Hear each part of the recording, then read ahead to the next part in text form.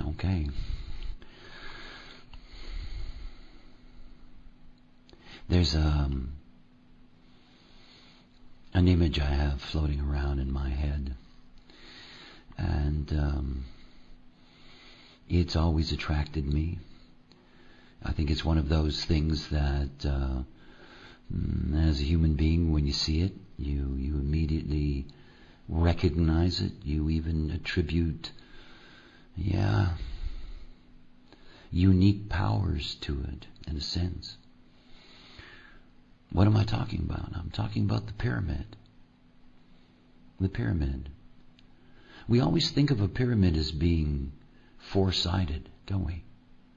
I mean, because we always see them sitting on the ground. But I want you to imagine the Great Pyramid at Giza floating in the air. And it's no longer four-sided.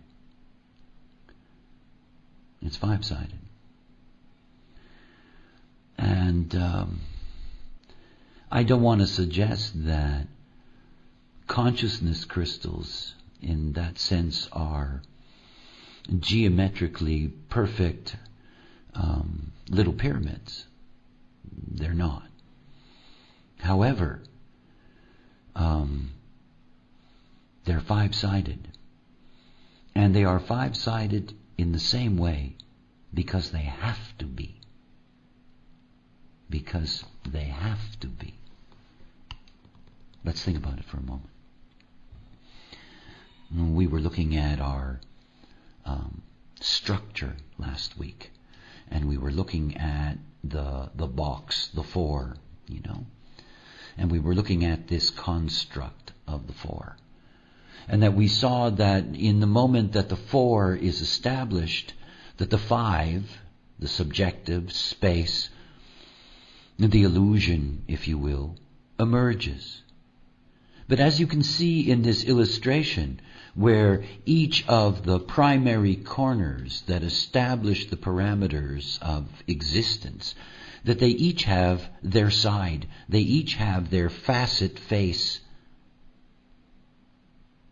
Yet the moment that we put this object in the air, so to speak, and at the bottom of this is this, then we see the way in which this becomes the integrative field of the others. They may have their relationships to each other, going around, going across, whatever the case may be. But the fact is that it is the bottom. Let's call it the bottom. It is the bottom that has a continuity of consistency with all of them. This is the theme of space. So when you're thinking about the crystals of consciousness, the first thing we have to think about is that we are going to have four faces, and we're going to have a bottom. I'm going to stay with bottom for a while. Now let's think. We've got four faces. Why is it that they cannot be like the Pyramid of Giza? If they were the Pyramid of Giza and everything was exact in terms of its mathematics, then the frequency of a neutrino going in here, or the frequency here, or the frequency here, or the frequency there, wherever it may go in, would be the same. And then we wouldn't have existence. You see, what's so interesting for me about the nature of the crystals of consciousness is that they each have a unique face. They're not the same. They cannot be the same. Not only can they not be the same, but every crystal that broke off from the original crystal in the shattering, that each of them share in the fractal of that, they each share these four different qualities of face. Now that's very important for us. Why is it important? I'm asking all these rhetorical questions this morning. I must have Socrates sitting in my brain.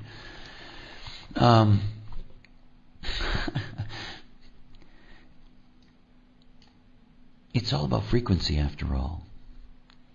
I'm very interested in figuring out what the ratio is, that is the difference between each of these. The difference is dictating the change in the frequency. And the change of the frequency brings a specific quality. It's like, think about it from this point of view. You have a neutrino. That neutrino, wherever it's coming from, whatever phase it's going to go through, that neutrino is, how can I put this? It is just a programming agency, a data stream. But that data stream has many possible ways in which it can be filtered. Now, of course, that data stream releases its data as a frequency. And it is the frequency, within the frequency, that the specific quality is established. It's like, it's like a string on a guitar. The string has a basic quality to it, a basic frequency to it. This is the neutrino. But the moment that you place your finger somewhere, you change the frequency. And in changing the frequency, you change the information that you're putting out. And you see, these frequencies are, they're so profound. I mean, we're not talking about a note on a guitar. We're talking about all of existence. And you see, these four elements become everything. And that crystal needs to have four different faces. And not only does this crystal need to have four different faces, but all crystals need to have the same ratio relationship between the faces. Now, ratio doesn't mean size, if you know what I mean. In other words, there are going to be variations and themes, because otherwise we don't get the diversity. And again, remember that even looking at these four themes, we are looking at generalized, vast root or source data, and all of that is going to be integrated into a holistic whole that's going to take on another meaning, another value. It's going to quantumize. So we have crystals of consciousness in which it is clear that we have four faces, and that the faces must have a different ratio. And that not only that, but because they are binaries, they have to have recognizable mathematical differences that both bind them to each other as a binary and separate them as ratios from the other. I mean, I don't mean to confuse you with all kinds of mathematics, but there's no way of avoiding that. In other words, what we're looking at is the need of a physicist to write a formula. Now, we're going to write it our own way. I'll worry about the physics side and the allies I can find in that work. Because you see, to understand this, and let me get mystical for a moment, because it's always fun. We've always looked for the secret of life. I mean, we've always looked for the secret. We've always looked for power in that secret.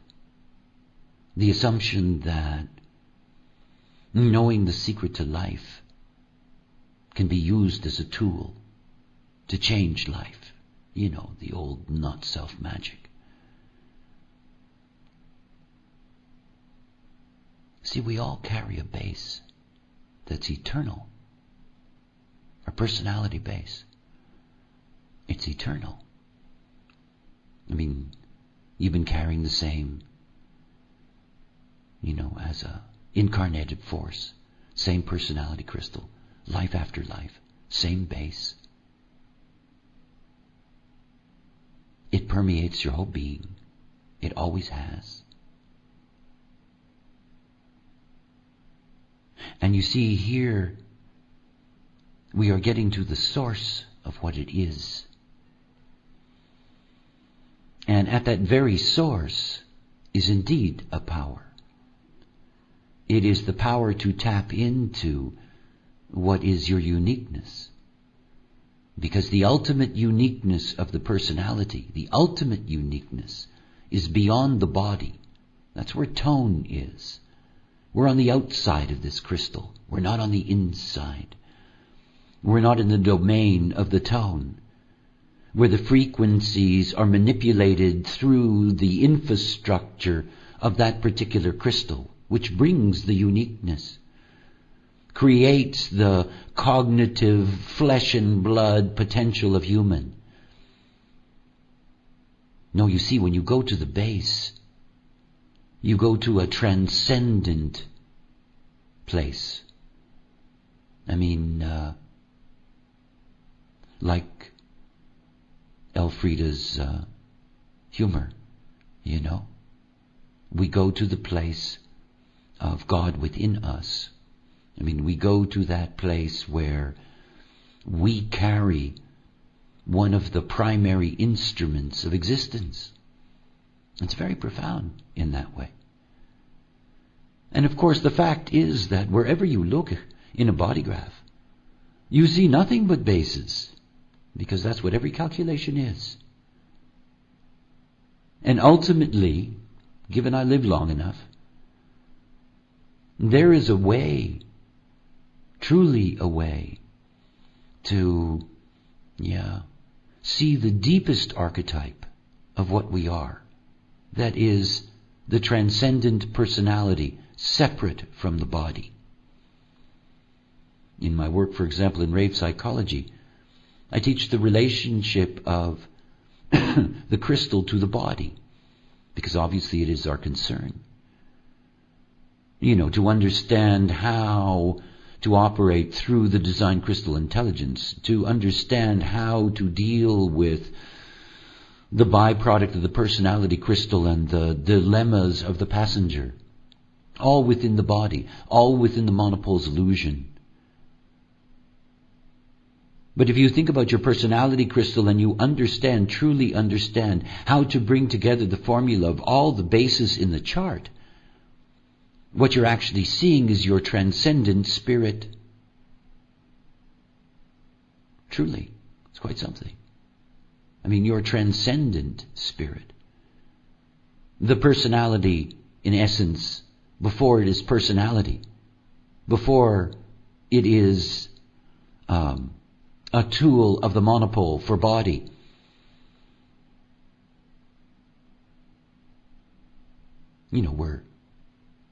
We're right at the source here.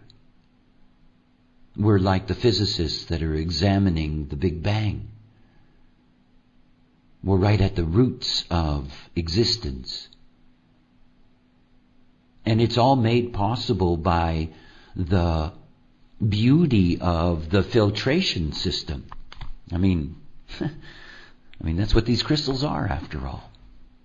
Every crystal unique, every one different, and yet following mathematical laws of the fractal. See, I talk a lot about fractals.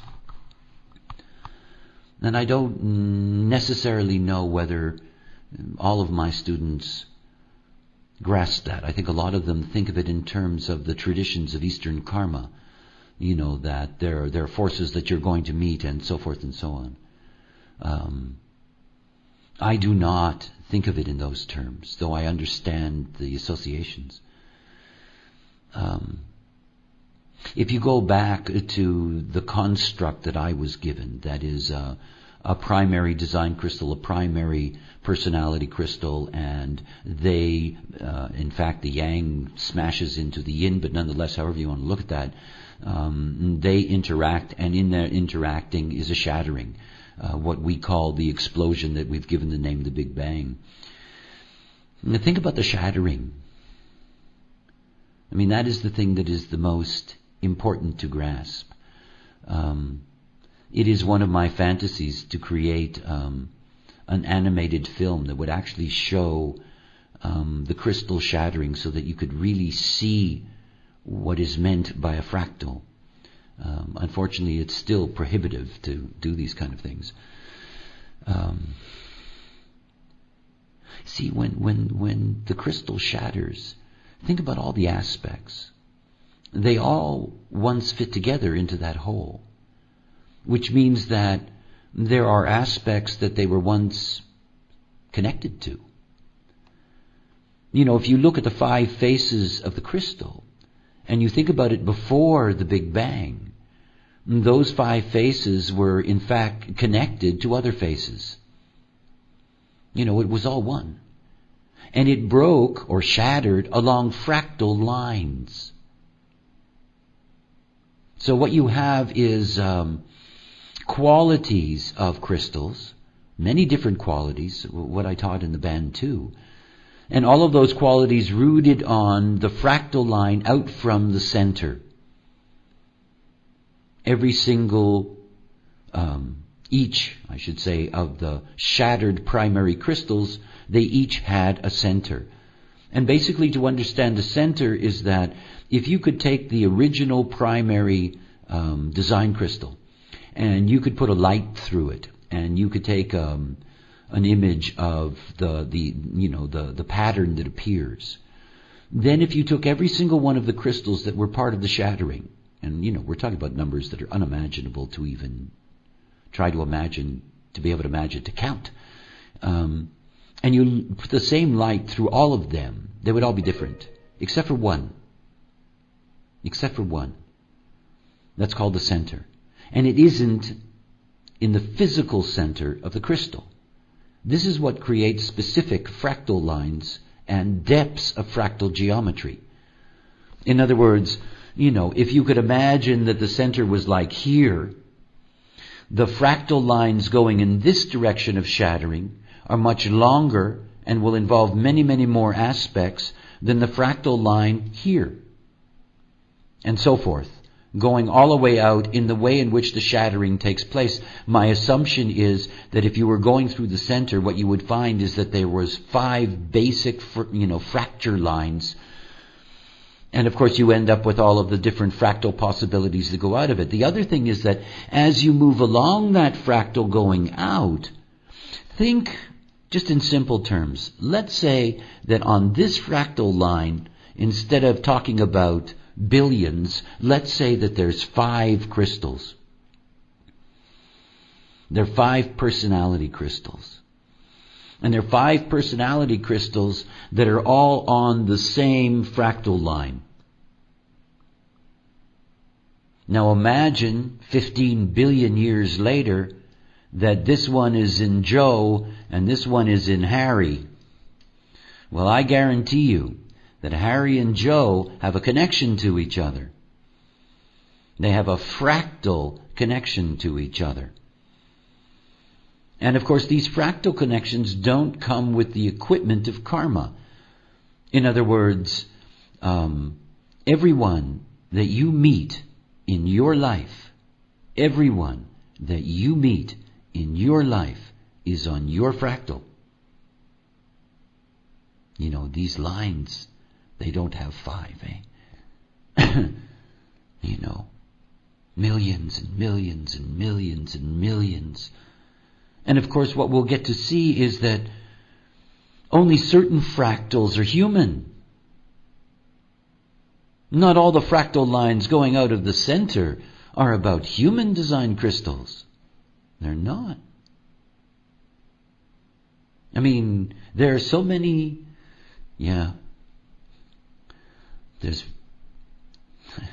it's the source. Right? So what we're interested in is, what is the difference to begin with between these faces and ultimately the bottom? What is the difference? How have we translated, or at least the voice, translated this frequency into a language? First of all, it is translated into more than a language.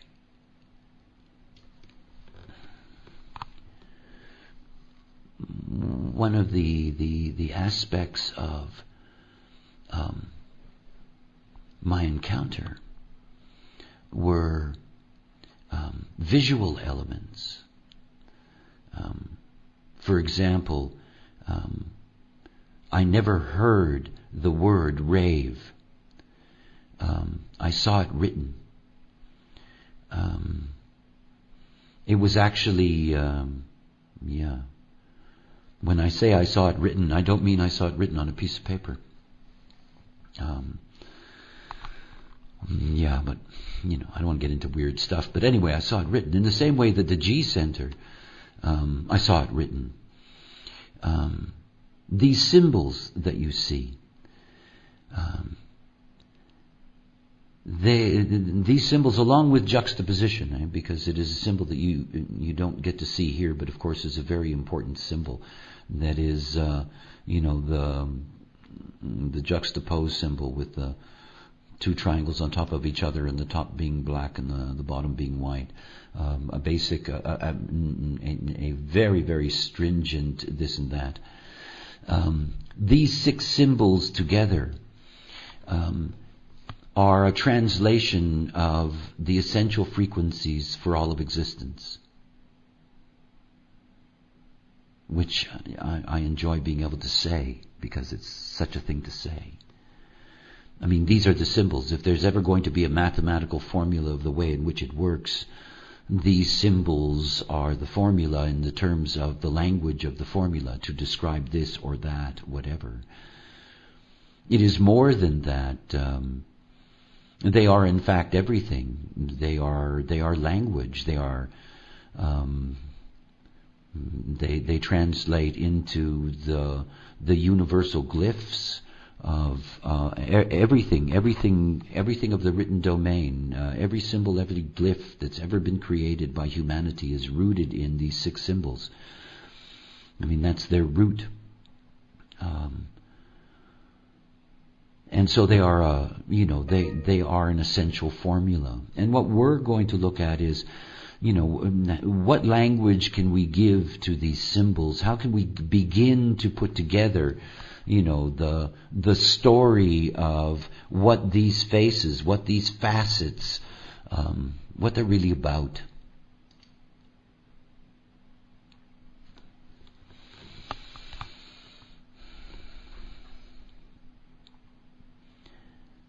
This theme, orientation and the positioners. I mean, this is the first thing that you really have to come to grips with in trying to understand bass, is to see that it's not personal. It is so not personal.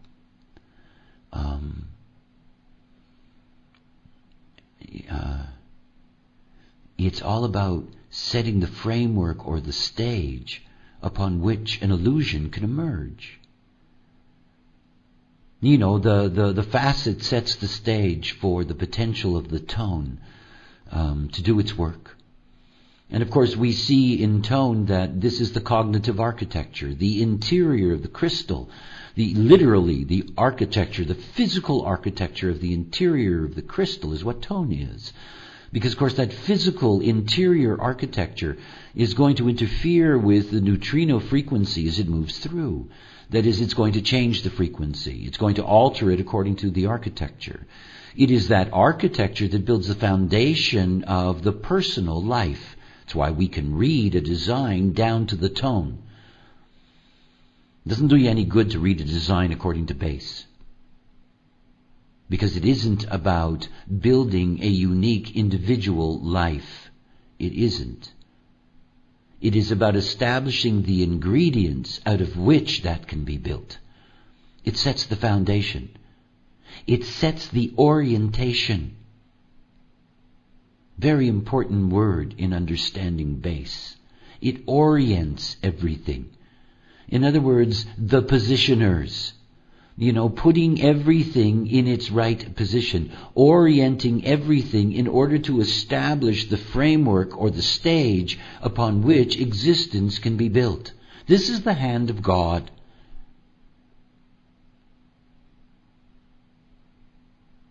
You lay the stage and you say, go forth and multiply, have fun, be cognitive, make babies. It sets the whole stage. We are we're the byproduct of a carefully established charade.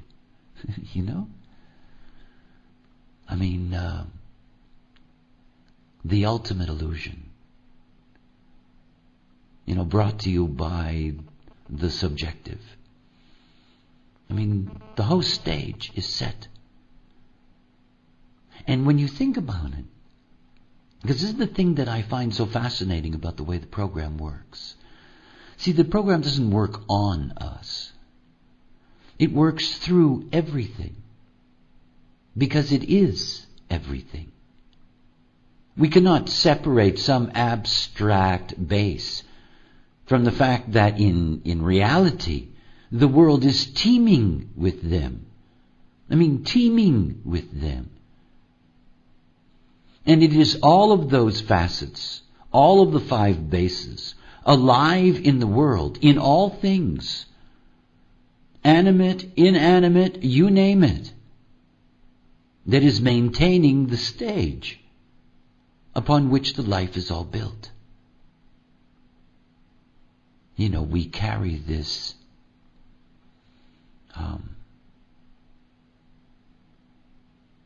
incredible responsibility if you wake up. The responsibility is to be as cleanly and as purely yourself as you can.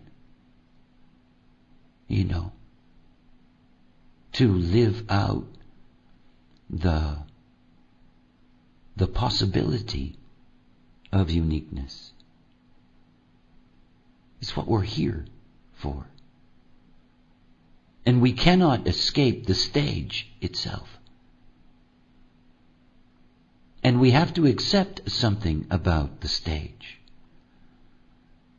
Is that we are limited in what the stage is really for us.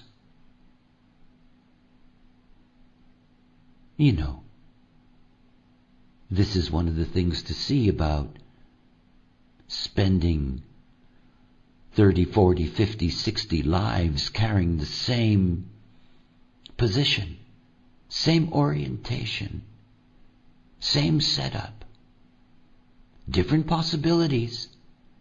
After all, the personality, which is the only eternal aspect of our nature, is totally dependent on whatever the design crystal of that particular life is going to be.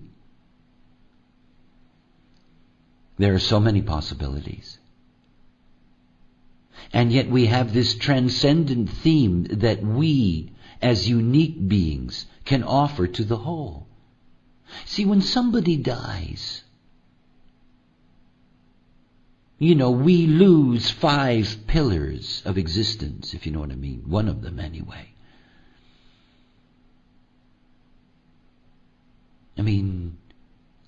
This is what makes our Maya so dense today, the human Maya. There's over 7 billion of us. There's 7 billion of us with,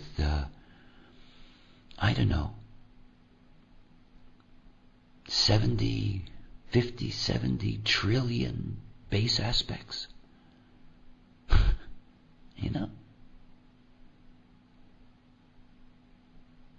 I mean, it all works through us. It's why that no one on the outside, no Messiah, no prophet, no guru, no master, can change the world. You can only change your own life. You can only wake up yourself. And in doing so,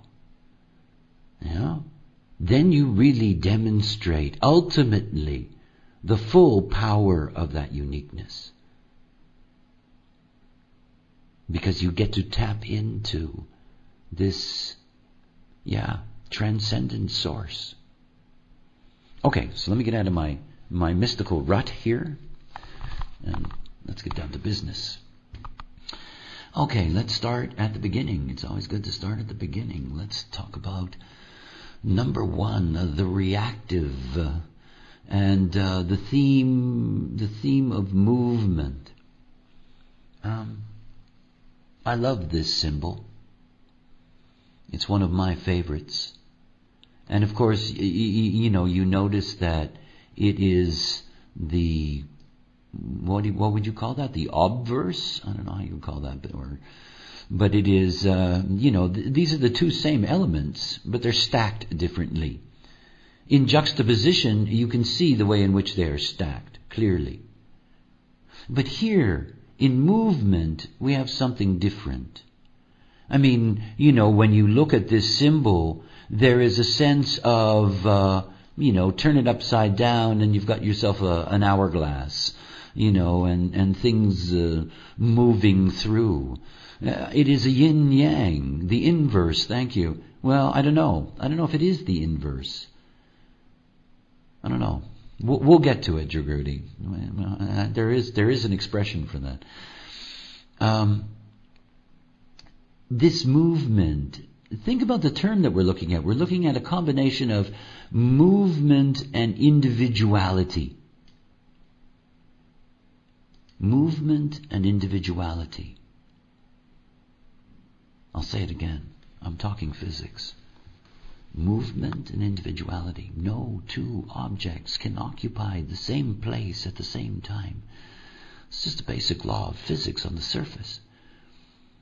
No two objects.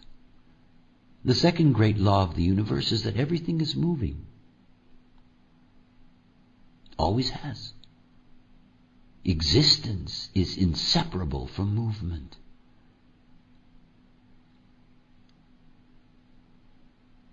Here we have uniqueness. It isn't about individuality as we think about it. Individuality in the sense of, the individual in design and so forth and so on. It is about establishing a physical law. When I say that no two objects can occupy the same place at the same time, it's because we have a world in which one of the filters is the first base. I mean, if we had a world where, 3, 4, 5, 6 objects could occupy the same place at the same time, we would not have a life in which you and I were separate from each other. It would not exist. We would have a different illusion. We would be muddled people or puddled people or whatever, I don't know.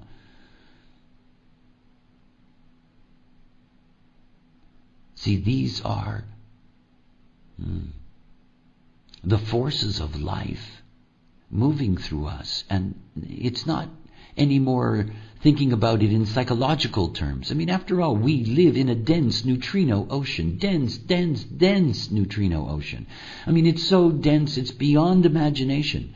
I mean, if you had the eyes to see, you would see nothing because it's so dense. Dense ocean. And it's all moving at near the speed of light, 3 trillion neutrinos a second through every little space.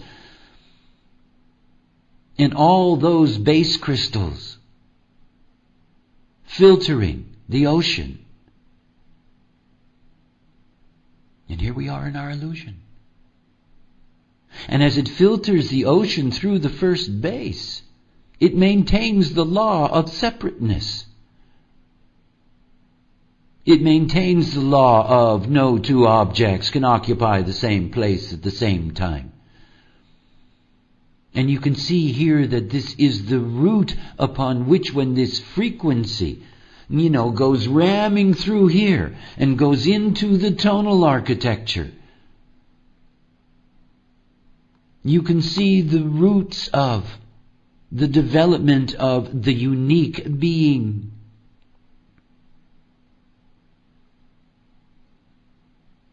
When I've taught juxtaposition theory 3 times now in my career, and each time I tried to teach it from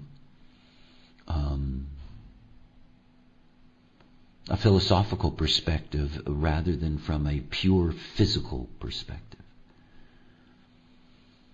And I think at this stage of the knowledge, I think that because people have been examining color and tone with me, that we can get away from the psychological, analytical approach and simply look at the physical and understand that, it is the basis that established the form principle.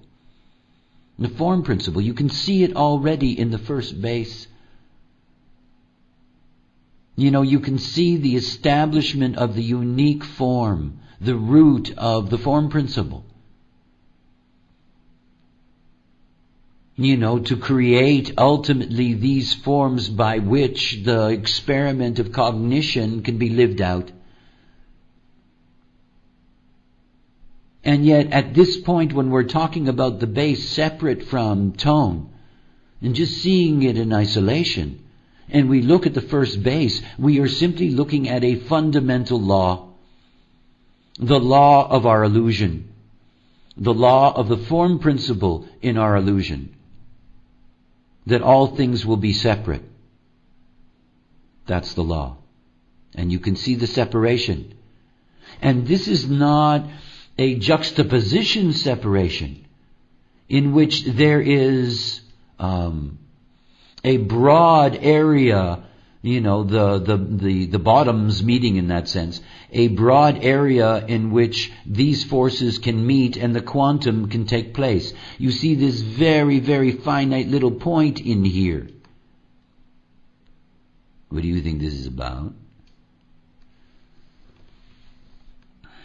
See, not only does the first base bring us the unique form principle, it brings us a unique binary form principle. Binary. In a sense, it is the root of what ultimately we could call sex, or the need for it, or gender and its creation. See, these are physical principles going into the world, maintaining the world, and they move through us. See, my great concern about human beings understanding the nature of the magnetic monopole is to understand that we are all of us on this planet, that our lives are all based on the quality of the frequency of our vehicle. The monopole in its attraction frequency attracts the colors of design and personality, brings together the illusion of the separateness, creates a frequency. But the frequency exists in a Maya illusion. And it means that the frequency is subject to change within the illusion itself, separate from whatever the monopole can control. The monopole is only bringing in frequency. However, the way it brings in frequency can be distorted the moment that the vehicle isn't operating with the correct frequency. The moment that you're operating according to strategy and authority, you align your vehicle to what is its correct frequency, which means the magnetic monopole can begin to attract what is correct in terms of what it needs to bring together in the illusion. But it also means that it creates a line going down a chain. And it means that the moment in that correctness that you open up that programming link, you go down from the color all the way down in that sense to the base. In other words, the pure quality of the way in which form is intended to exist on this planet is distorted. And of course we know that. For example, we know that by the very fact that the separated vehicles tend to be deeply vulnerable. There's all kinds of distortion because of the fact that the frequency of humanity is incorrect. We're all responsible for the quality of the totality. It's not imposed on us. It's not like there's a God up there saying, there shall be, It's us. We're filtering. We are the illusion makers. We are creating, maintaining the illusion all the time. It operates through our vehicles. It operates through our crystals. And I'm not just talking about your personality crystal and your design crystal. Those are prime crystals in you. Think about the billions of cells that you have in your body.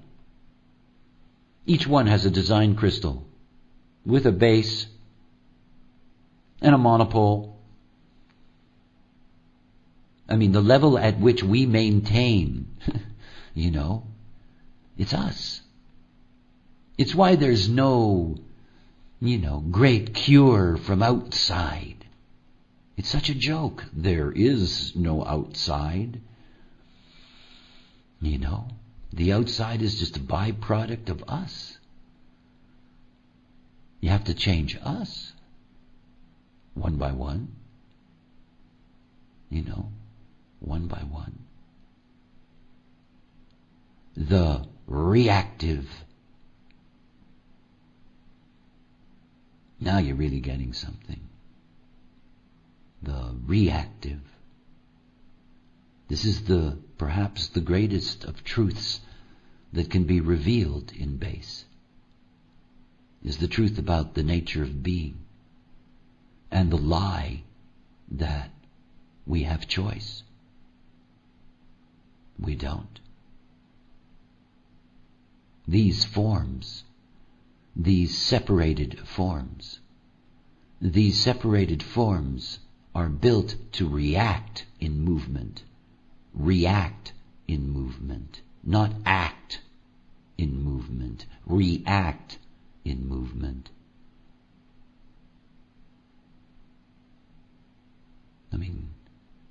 It doesn't matter what type you are. I'm a manifester. The truth is, like all things, we all react. That the moment that you're aware, it's so obvious that we do not do. The doing truly gets done. So here you see the bedrock. Whenever you're looking at a one, you're looking at something that is a basis of things, a foundation of things. Here is the first foundation in the life program. This is the first orientation. This orientation to, be separate, and to be separate in movement, and to be a binary separation in movement, reacting. Programmed. And everyone who carries that first base and every crystal that operates through the first base, this is what it is putting out. Like zillions of projectionists, in which, as a bystander, you only see the illusion of life. Physical programming. Physical. We cannot escape it. We can't. It's right there. At the very foundation of the way in which we are programmed and the way in which the whole cosmos is held together. I'm an exponent of 9-dimensional juxtaposition theory. That is the relativistic 4-dimensional illusion of light that we live in, and its underlying foundation, this 5-dimensional field, rooted in what is the basis, a way of understanding the underlying framework of everything,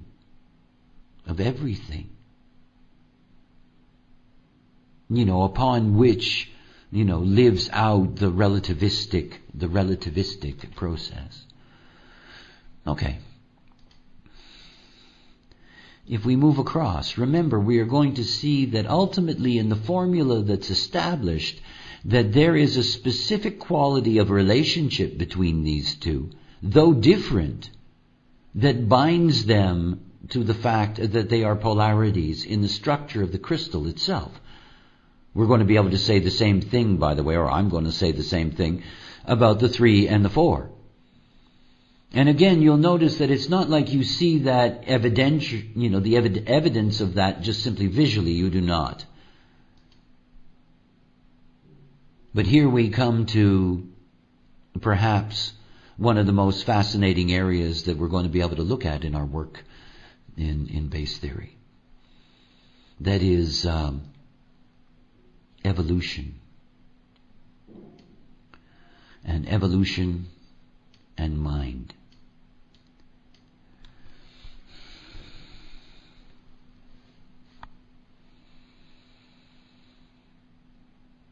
Do you recognize the symbol for the 2? If you go back to our class of last week, and we were looking at the formula of pre-singularity, we had this double E with these PowerPoints on it.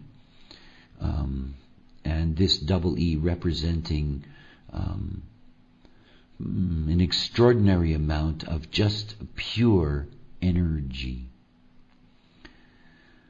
We could call this the true Yang principle, as different from the 1, which is the pure Yin principle.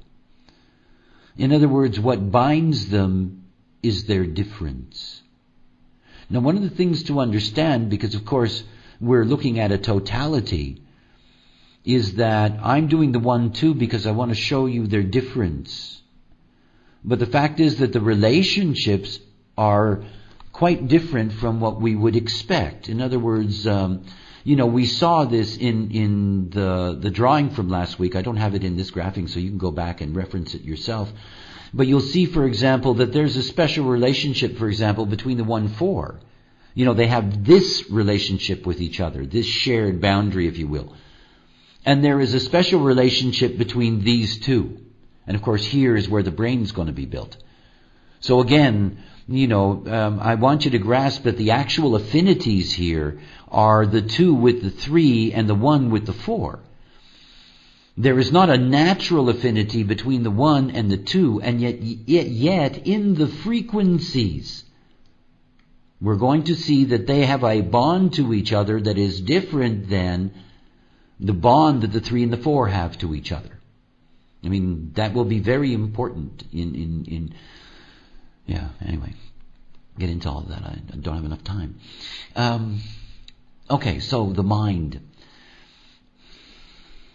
This term evolution,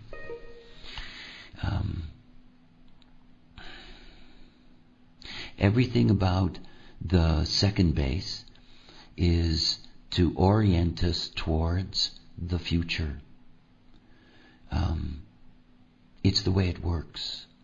But it's something else as well. That is, it's one of the things that haunt us in life. I guess it's the thing that in many ways, haunts us the most. It's death. It's death. See, the second base says, we can only get to where we're going to by going through many, many, many, many, many variations. Many, many, many, many, many variations. And that means that variations are going to come and go. That this is not an eternal program. About creating the form that's going to last forever and mature through its great long process. No. This is about rapid turnover. This is the wheel turning. And it is only through this death and rebirth and death and rebirth and death and rebirth that mind can grow. And what we will get to see is that, in essence, the second base has nothing to do with mind in the way we understand it, because again, I don't want to associate it philosophically or analytically to see what this simply means as a physical thing. The physical programming is short-term existence. All comes from the second base. Short-term existence. This is the foundation of the development, ultimately what will be the development of mind. Of mind. It's quite something to think about. You know.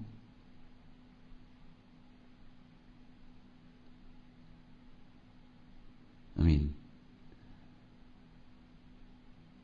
it's not necessarily what one would expect when you talk about what is the source of mind. The source of mind is death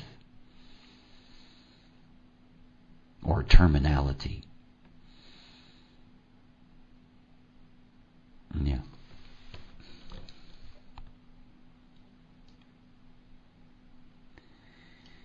This image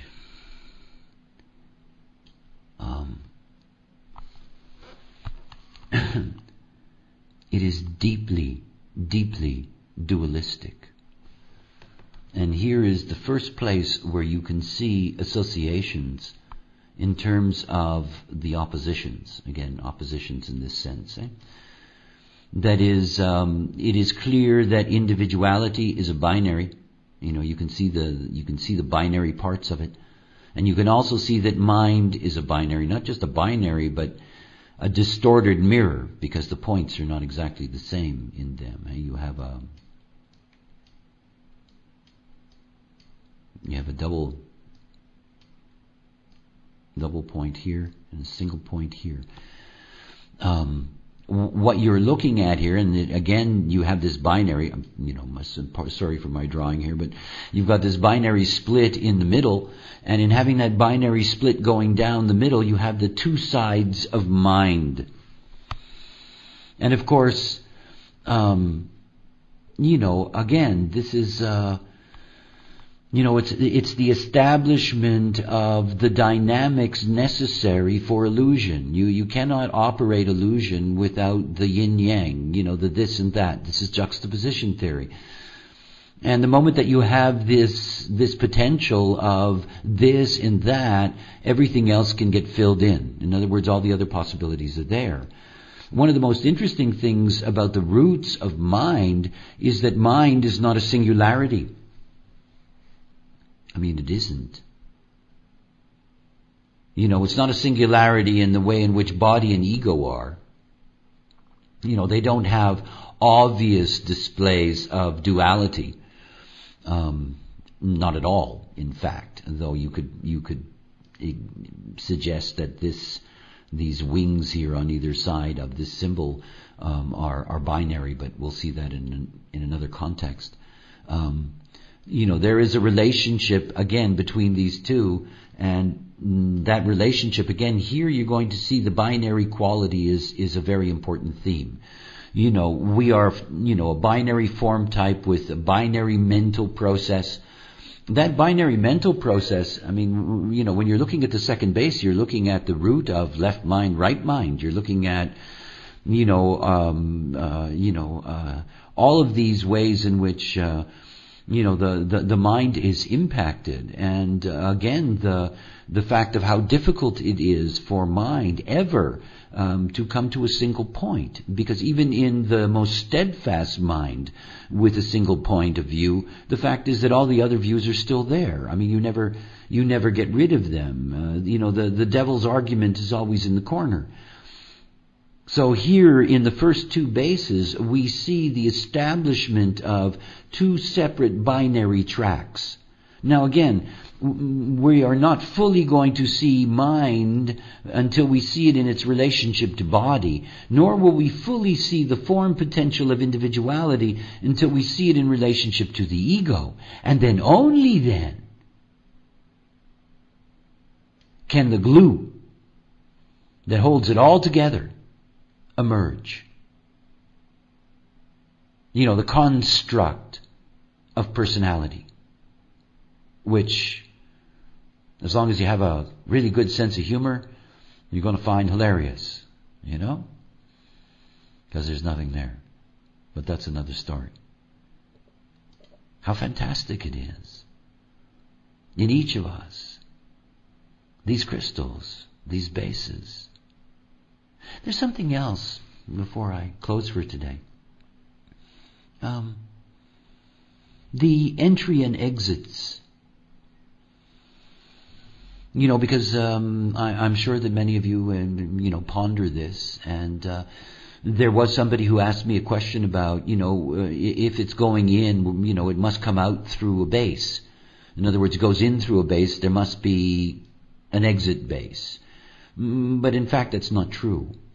They go out through edges, points. In other words, something that is going in here, the chances are it's going to come out on one of these point lines between things. In other words, it's just very important to understand that. I mean, it is for me, because of course, understanding the geometries necessary are going to help me be able to understand what the ratios have to be for the crystals. But the fact is that as the neutrino is going through, it does not go out a base in the pure sense. It doesn't. It's like when you have a drum. If you hit the drum in the center, there's quite a frequency that goes out. But if you hit the drum right where its skin is rolled over the edge of the drum, there is no frequency.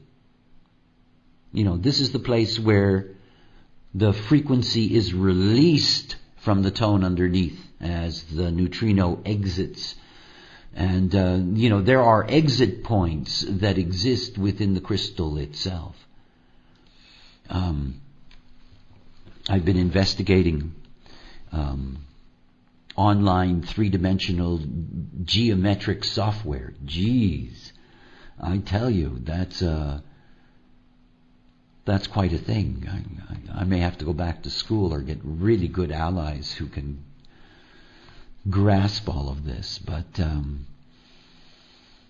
that formula, see, I think it's the most, I think it's the formula for life.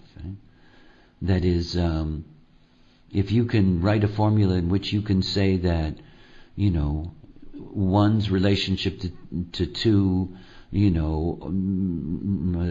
relative to three's relationship to four equals 5, and how all of that, the configuration of that, you've got a formula that can be translated into anything. Into anything. But yeah, I'll leave that with you to ponder. I do enjoy my Friday mornings of physics and magic, and I'm glad you get in here. It's I know that for a lot of you it's an odd hour, but anyway, you do take care, and we'll get this up for you today so you can download these illustrations and have something to ponder. And we'll continue with our journey, by the way, with this look at orientation and positioners next week. Okay, so you have a good one. Till next week. Bye for now.